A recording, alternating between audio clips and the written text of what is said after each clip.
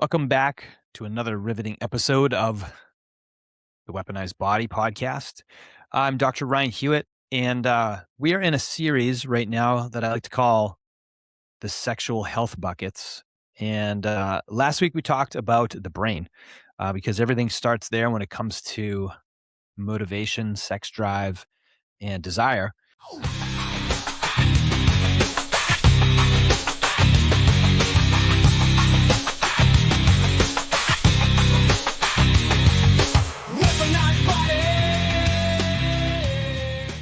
Now I want to move to the next bucket, which is one that most people think about when it comes to sexual health performance, which is the heart, the cardiovascular system. And when I say the heart, what I'm really referring to is the cardio system because it includes your blood vessels, your arteries, your circulation. And because here's what's really happening is an erection, specifically for men, is a blood flow event. Same thing with women. You know, the engorgement, the blood flow, all needs to happen in order for that to work. So there's no magic, there's no mystery. Like it's just pure physiology, right? Your brain sends the signal, your nerves carry that signal, and in your arterial walls, a chemical called nitric oxide is released from what's called the smooth muscle in the penile and the vaginal arteries or the clitoral arteries, and blood rushes to that erectile tissue. And what happens is the veins are compressed, so the blood stays there. And lo and behold, an erection occurs, right? So if that sequence gets interrupted anywhere, then what happens is performance changes, especially for men. That's why, when guys tell me like, hey, I'm having a little bit of an issue, what's the best supplement I can take? And that's really not the best question to be asking because it's a much larger conversation. It's like, I don't know how healthy, is your brain these days? How healthy is your cardio system and your arteries? How healthy is your nervous system? How healthy are your hormones, right? Which is why we're doing this sexual health bucket conversation. So what I like to call like a reduction in the strength of your erections specifically, or if you're having trouble getting erections, that's like a check engine light. So I like to say that the penis specifically is like your check engine light for men. It's one of the biggest mistakes I think that medicine makes when treating, ED or erectile dysfunction is they treat it like it's the disease, but it's actually often just a symptom. Um, because the penis is like a check engine light for the cardio system specifically.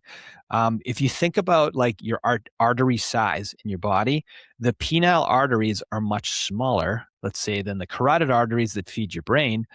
They're like, a millimeter or two, right? So when you think plaque, endothelial dysfunction and impaired blood flow, it's going to show up in the smaller pipes, right? So that's why erectile dysfunction can precede or it can come before symptoms of cardiovascular disease like chest pain or anything significant like that. It's one of the reasons that sexual dysfunction deserves like a broader cardio evaluation than just being dismissed as like aging, for example. Because, if I don't want to just see people just getting like Cialis or Viagra thrown at them, I want to know why the blood vessels aren't working, right? So the number one thing that I like to ask in a lot of my consultations when I'm doing lab work with men specifically is, do you still have morning erections or morning wood? And, if guys are saying like, yes, then that's a good indication that you've got good, healthy brain, cardio, and hormonal function. But if a guy tells me that I can't remember the last time I woke up with morning wood, then that gets me, thinking, there may be some dysfunction there. So it doesn't automatically mean you have heart disease, of course, but because it could be your hormones, it could be like sleep apnea issues. There could be a side effect from medication, but it's at least a clue, right? It's giving us information.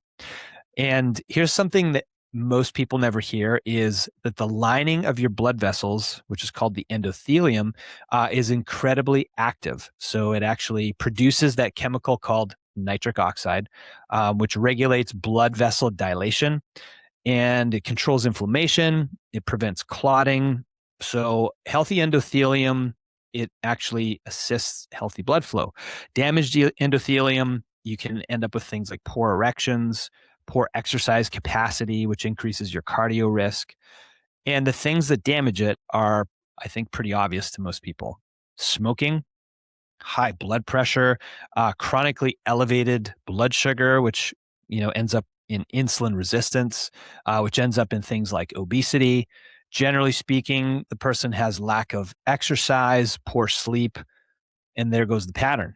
Okay, it's the same stuff we talk about almost every week on this podcast. Sexual health is not separate from overall health. Somebody who expresses optimal health has normal, healthy sexual desire and abilities typically.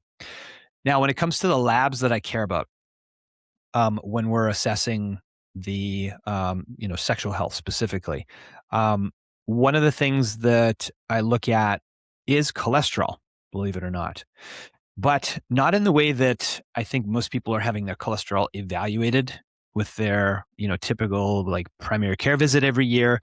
We want to look at more advanced particles when it comes to cholesterol.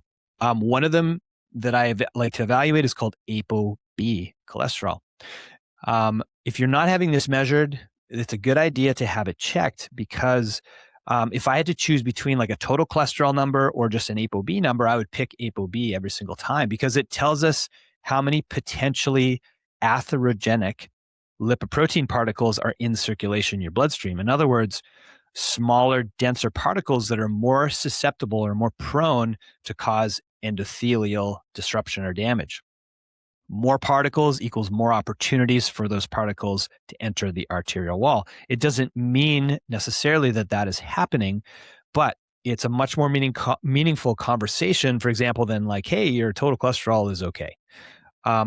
So that's an important one. Another important one is called LP little a. And almost nobody gets this one checked. And this one, interestingly, is largely genetically determined, and it can substantially increase your cardiovascular risk, independent of things like traditional cholesterol values like total cholesterol, total LDL, HDL, and triglycerides. So I've seen like really fit people, for example, that are lean and strong, that have awesome cholesterol, that have elevated LP little a because it is a genetic biomarker. So it just means that you have to be a lot more diligent and aggressive about controlling all your modifiable risk factors if you do have an elevation in this risk factor. It's valuable information. So another marker that I like to check on everybody is fasting insulin. And this is another one that's rarely checked on typical physicals.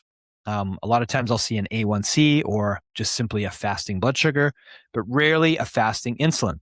And I can tell you that almost every single week I'm doing a consult with somebody who has an acceptable A1C, an acceptable fasting blood sugar, but an elevated fasting insulin. It's one of the first markers of insulin resistance that starts to get dysregulated. And insulin resistance, of course, as you know, damages blood vessels long before you simply develop things like, diabetes, right? So this is why I say like your fasting glucose and A1C can look quote unquote normal, but meanwhile, your fasting insulin can be elevated for even years. Okay. It's why it's so important. And it helps us identify things like metabolic disruptions or dysfunctions early, before more obvious disease or symptoms show up, right? And of course, I still want the A1C, I want the fasting blood sugar, I want the triglycerides, I want the HDL. Those are still important values. And another one that's very important is blood pressure. Blood pressure is something that is controllable and, of course, is highly correlated with physical fitness, ideal body weight, proper sleep, etc. And the thing is, when you start to combine more and more risk factors, your potential for arterial damage increases. So, for example, you have high ApoB, you have high blood pressure, you have high triglycerides, and a high fasting insulin. My level of concern is much, much higher than, say, somebody who's metabolically fit and just has an elevation in LP little a or has a mild elevation in just ApoB. So it's, in other words, times where you need to be a lot more aggressive with some of your lifestyle modifications. So it obviously depends on the individual.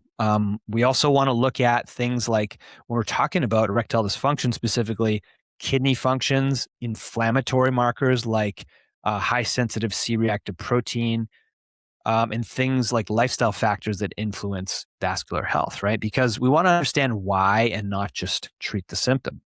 Now, I do want to, in this podcast, touch on what are called PDE5 medications, such as Cialis. Uh, I have nothing against tadalafil or Cialis, right? In fact, it can be an incredibly effective treatment for a lot of men. And the way it works is it inhibits an enzyme called phosphodiesterase 5, hence why they call it the PDE5 meds. And what this does is it allows that chemical that is produced by your endothelium called nitric oxide to have a stronger and more lasting effect, which makes it easier to achieve and maintain an erection in response to sexual stimulation. And it's a reasonable treatment for many men. And honestly, there is some positive research out there that shows that it is prostate protective. It is definitely improves outcomes with blood pressure as well. But if all we do is just prescribe a PDE5 for someone that has erectile dysfunction and we don't address things like, body fat percentage or obesity, right? We never address things like insulin resistance or improving their cardio fitness with aerobic activity, never control blood pressure or fix somebody's sleep or sleep apnea, then all you're doing is treating the symptom. And of course, the one thing we want to make sure that we get straight is that you don't want to just get in the habit of always just treating the symptom.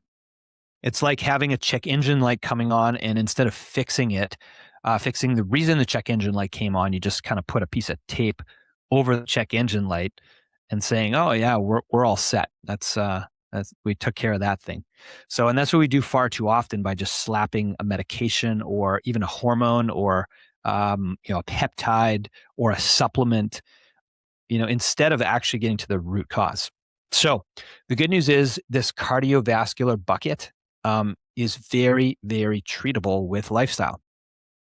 Um, in other words, your heart and your cardio system respond very well to lifestyle, which is really, really well documented with the research, anecdotal evidence, and there's no one that disagrees that these particular behaviors are going to help your cardio and heart health. Okay, number one is losing excess body fat, right? Especially visceral fat. So visceral fat meaning the fat that's surrounding your organs and in the belly region. And this stuff seems to respond super well to things like purposeful daily movement, such as walking. Okay. Doing things like resistance activities or lifting weights and building muscle. Okay. Massively important for changing body composition, insulin sensitivity, cardiovascular health. Doing zone 2 cardio. Of course, this is really well documented for improving things like heart rate variability, resting heart rate, blood pressure, arterial health and flexibility of your arteries, of course, lowering body fat, improving insulin resistance. The benefits are freaking endless, right? And I'm always baffled by how few people actually do purposeful cardio every week. It seems like a lot of people will just be lifting weights or they're just walking or they're only doing cardio. So it's really important that you get a combination of all three if you want to be optimally healthy and have an optimally healthy sexual health bucket in the cardio department, right? You need to be able to have that aerobic fitness, right? And be able to have a base of muscle mass and be able to have healthy joints and move your body on a daily basis, right? So, everyone wants the sexy workout, but your heart just tends to love consistency, right? When you improve your insulin sensitivity by eating whole foods, okay, protein-based whole food diet. That's kind of like the tagline, as simple as it gets when it comes to nutrition. Prioritizing protein, getting fiber, and eating a routine meal cadence that's going to help you get that protein in a typical day. This and getting enough fiber to make sure that you're having healthy digestive functions, preventing reabsorption of excess hormone and cholesterol, blah, blah, blah. You guys hear this stuff every week, right? And that I shouldn't say the easiest, but one of the most controllable factors is, guys or girls, if you are smoking, you have to quit. If you want to have a healthy reproductive system, you want to still be having sex in your later years, you absolutely have to quit smoking. There's probably not another single intervention that improves vascular health more dramatically than making sure you stop smoking. And I'm not saying this is an easy thing to do. And there's lots and lots of, obviously, like behavioral modifications, coaching programs, methodologies. There's a lot of different ways to stop smoking. But really, it seems to be the most effective thing is like you just get it out of your life and you get out of the situations that you are more prone to smoke. Like if you hang out with other smokers or you're going to places that allow smoking, and stay away from the route that you buy your cigarettes from when you drive to work. All those little behavior modifications that will help minimize and eventually help you quit smoking. And then I want to touch lastly on sleep. So, sleep is one of the most underrated for health in general, but for this sexual health bucket, you absolutely need to be getting quality sleep in order to have a healthy cardio system for, recovering your resting heart rate, improving your heart rate variability. There's a lot of people, well, let's say 70% of Americans have dysfunctional sleep. It's one of the most underrated health problems in America and in North America, in the world, actually. And in a lot of cases, it's behavioral. Just not getting to bed on time. You're not setting yourself up for having great sleep. And we've done podcasts on sleep specifically, simply making sure that you're not eating a couple hours before bed just to let your body get into a place where it's like winding down at night so your blood sugars aren't blasting, right? So usually it works pretty well if you're eating a couple hours before bed, not right before bed, making sure you sleep in a cold, dark room, making sure that you don't have any like ambient light or electronics around you, and just set yourself up for success. And if you have sleep apnea, absolutely have to handle that. That's one of the, it's a huge cardiovascular risk for people. And on blood work, I typically see elevations in things like C-reactive protein, increases in red blood cells and hematocrit and hemoglobin, just due to the chronic lack of oxygen to the brain, forcing your body to make more red blood cells. And you can obviously, drinking lots of water is going to help with your red blood cell situation, but fixing the sleep apnea is huge, making sure that you're getting good restful sleep. And I just want to point out how all these buckets seem to overlap almost for any health condition on the map. Poor sleep worsens insulin resistance, for example, and, makes you more prone to weight gain and obesity. Insulin resistance damages blood vessels, right? Blood vessels damage or impair erections. So it's all connected, you guys. So as far as like a big takeaway from this episode is, if you're noticing weaker erections or weaker blood flow to your genitals, don't panic, but don't ignore this problem either. Please do not just assume you're getting older, right? Ask yourself, have I measured my blood pressure recently or lately? What's your waistline like, right? Your waist to hip ratio. How's your cardiovascular conditioning?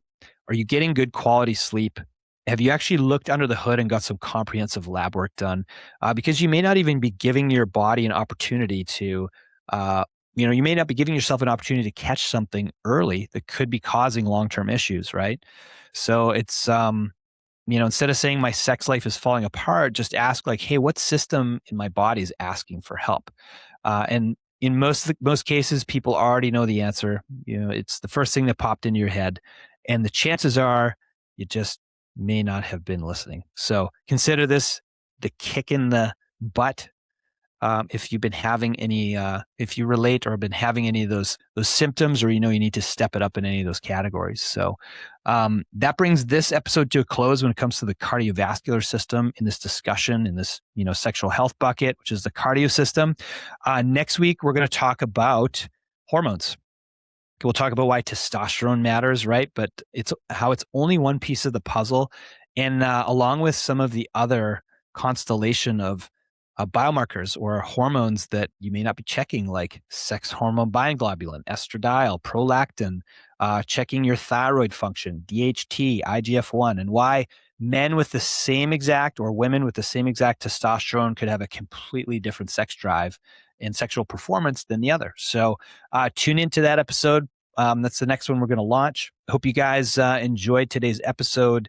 And as always, thank you for all your support, likes, and shares. And I'll see you guys next week.